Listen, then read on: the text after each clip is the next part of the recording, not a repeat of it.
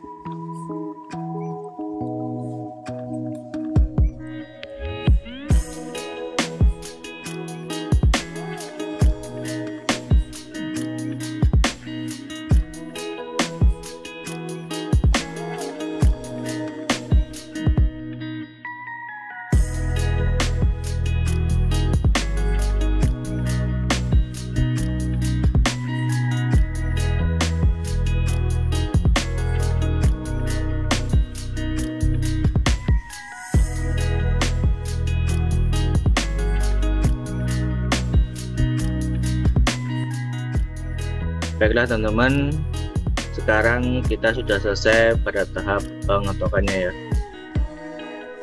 Dan untuk tahap berikutnya kita lanjut pada video selanjutnya. Oke, sampai di sini dulu perjumpaan kita kali ini. Semoga video ini bisa bermanfaat dan membantu teman-teman. Dan terima kasih buat teman-teman yang sudah menonton video ini sampai selesai. Semoga selalu diberi kesehatan dan dimudahkan segala rezekinya.